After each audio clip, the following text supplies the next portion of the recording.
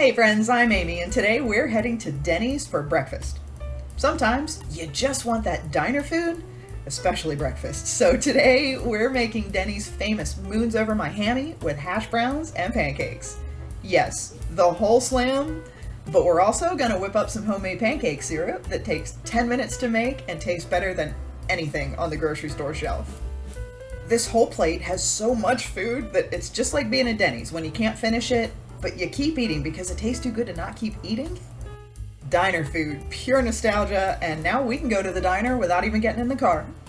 So let's get cooking. We'll start with our syrup, not because it takes a while to make, because it doesn't, it's really fast, but it's good for the syrup to chill and thicken so you can make this a day or even up to a week in advance. In a small saucepan, add 1 cup of regular granulated sugar, 1 cup of packed brown sugar, and 2/3 of a cup of room temperature water. Whisk these together so the sugars melt into the water, and then bring this to a boil over medium heat. You want to whisk this very often to keep those sugars moving around in there so they don't scorch. Now as soon as the mixture starts to boil, turn the heat down to medium-low. There should still be plenty of bubbles, but it won't be threatening to overflow anymore. Add in a 1/2 teaspoon of maple extract, or even just regular vanilla extract if you don't want your syrup to have the maple flavor, and whisk that in for about 30 seconds. Then pull the pan off the heat and set it to the side to cool completely. Then pour it into a container and store it in the fridge, and that's it! 10-minute pancake syrup. Next, let's make our pancakes. And pancakes are pretty universal, but every restaurant has their own slightly different version. So let's make a spot-on copy of Denny's pancakes to go with our lovely syrup. In a large bowl, we need 2 cups of all-purpose flour, 2 tablespoons of sugar, 2 teaspoons of baking powder, a 1/2 teaspoon of salt, and a 1/4 teaspoon of baking soda. Whisk these together so everything is combined, and then set this bowl to the side for just a moment. In a smaller bowl, add 1 egg and give it a light whisk. We want it lightly beaten, but not so whipped that it gets foamy. Add 1 teaspoon of vanilla extract and 3 tablespoons of a neutral flavored oil like canola, vegetable, avocado oil. Last, pour in 1.5 cups of buttermilk and whisk this together until everything is fully combined. Back to the big bowl, and we want to pour the wet ingredients into the dry ingredients. Stir this up until there's no more dry flour, but don't overmix it. It will be thick and somewhat lumpy. We just don't want huge lumps or large amounts of dry flour in there. Then set that batter to the side to rest for a few minutes while we heat up a pan. To the stove, and you can use a griddle, a stainless steel, or even a non-stick like this one. Pancakes get cooked over medium-ish heat, so the pan should never get hotter than the non-sticks like. Scoop the batter into the preheated pan in 1/4 cup increments so they're all a similar size. I just use a measuring cup and they came out beautifully. You also don't want any butter or oil or anything in the pan, which is why I chose to use a non-stick for this. Cook each pancake for a minute or 2 on each side until they're golden brown and cooked through. The easiest way to tell if a pancake is ready to flip is by the bubbles and the edges. You'll see bubbles start to rise and pop in the batter, and the edges will start to look less shiny than the raw dough on the top. Flip them over and cook the second side for a minute or 2, and I just lift them up to check for that side.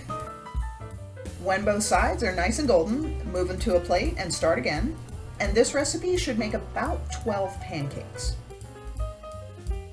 Look at those golden pancakes. They're so beautiful. Okay, when all the pancakes are cooked, cover them with a clean towel, and now let's whip up some hash browns. So hash browns are the bane of the universe. But this recipe, as simple as it is, actually worked, and I made those beautiful crispy diner hash browns. So this is going to be my go-to from now on, and all we need is a couple of potatoes, some salt, pepper, and oil. First things first, peel the potatoes and then give them a good scrub. Next, we need to shred them, and there's a few ways you can go about this. You can use a box grater, which is some manual labor right there, or you can cut them into chunks like this and use a food processor with the cheese shredding blade. I'm using my food processor because this thing shreds up raw potatoes like they're butter, and it does it in seconds. Dump the potatoes in a strainer and rinse them under cool water for a few minutes while fluffing them in your hands, just to remove a bunch of the starch. Next, we need to dry our potato shreds, because hot oil and wet potatoes will make for a way more exciting time in the kitchen than we want. You could do this in batches with a cheesecloth or a towel, like squeezing them. You can also spread them out on a clean towel like this one and press them with a second towel. However you find this to be the most convenient, just press or squeeze until the shreds are dry and fluffy like this. Then put the potatoes on a plate and season them to taste with salt and pepper. Toss the seasonings in and set the potatoes to the side while we heat up our oil. Back to the stove, and we do need a large skillet like a stainless steel for this one. Heat up a good amount of oil over medium-high heat, like a 1/4 cup or so, in the bottom of the pan until it's hot and shimmery. Add a handful of the potatoes, and here is the most important part. Spread them into a roughly circular patty-type shape, and then undo all the shredding work you just did by pressing them together very, very firmly until you've made a shredded potato patty. Then let this sit and fry for about 3 to 5 minutes without messing with it at all, but keep a very close eye on it. When you see that the edges and the bottom are very golden brown, like a nice deep color, very carefully flip the shredded potato patty over and then let the other side fry for another 3 to 5 minutes until that side is nice and golden too. I used 2 spatulas for more coverage on the bottom so it didn't break apart, because this is still pretty fragile. When both sides are fully golden fried, move the hash browns to a plate and keep going until you run out of shredded potato. Now, the 2 gigantic potatoes I used made 4 large portions, which is plenty for my family, but you can make as much or as little as you like, and it's the exact same process. Ooh, we're at the main event. Little trivia. This was named after a jazz song from 1935 that became a musical in 1941 called Moon Over Miami. A fun little pun on the name. And while that name doesn't really make a lot of sense now, this originally came with 2 sunny side up eggs. And since the sandwich is served with the eggs on top, moon's over my hammy. First things first, we need our eggs. We want 2 eggs per sandwich, and I'm making 2 sandwiches, so 4 for me. Season the eggs with a little salt and pepper just to taste, and whisk them up well. Then back to the stove, and we want the non-stick again because all this gets done over medium to even low heat. Melt a tablespoon of butter in the pan, and we're, of course, making scrambled eggs, but we don't want the eggs to be completely broken apart into little curd-type pieces that fall right off the sandwich.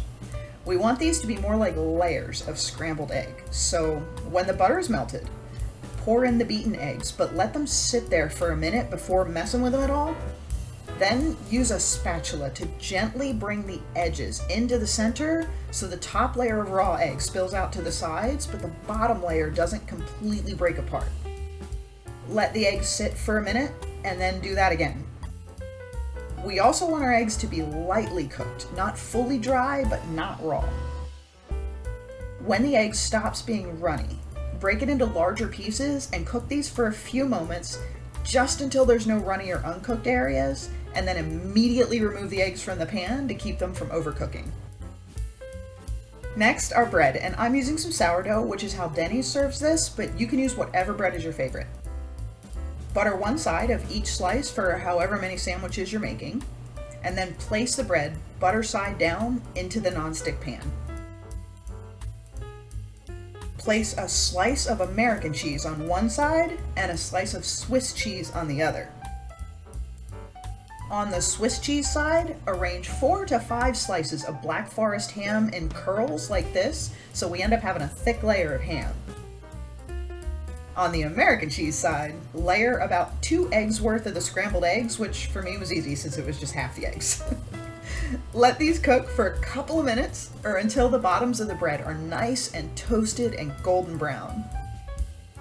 Remove the sandwich sides from the pan, place them on a cutting board or a plate or something, and then keep going until you've made however many sandwiches you've planned for.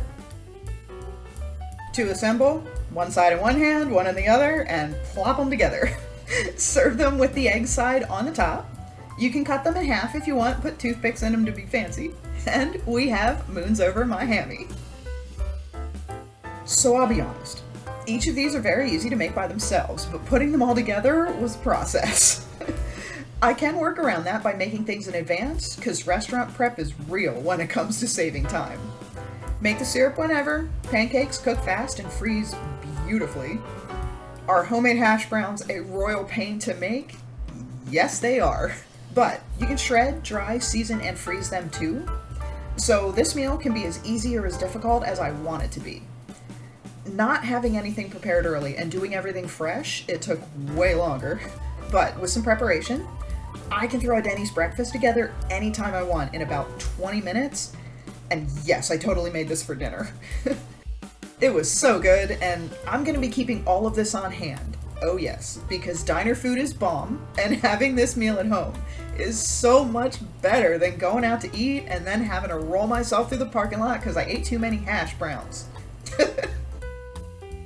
Now for the money. Denny's charges between $13.99 and $16.99 for moons over my hammy, depending on where you are. The meal comes with the sandwich and a 5-ounce side of hash browns, which is about one small potato's worth. I spent right around $12 for the ingredients for all of this, including everything for the pancakes and the syrup. Now, if I calculate for just the 2 sandwiches and 2 servings of hash browns, I only spent just over $6. So for just what Denny's normally serves, we got 2 meals for less than half of what I would pay for one at their restaurant. But we didn't just make what they serve. We made 2 sandwiches, 4 servings of hash browns, 12 pancakes, and homemade syrup for less than the cost of one single meal at Denny's. That is insane. An absolutely insane amount of savings. Yep, I am never going out to eat again. Thank you so much for watching my video. Please like and subscribe. Maybe leave me a comment below if you love making restaurant copycats at home as much as I do. Stay tuned on Sundays for comforting and cozy home-cooked meals, snacks, and treats, because the deliciousness coming up will be awesome. I hope you have a wonderful week, and I'll see you back here next Wednesday for some more better at home copycat cooking. Bye.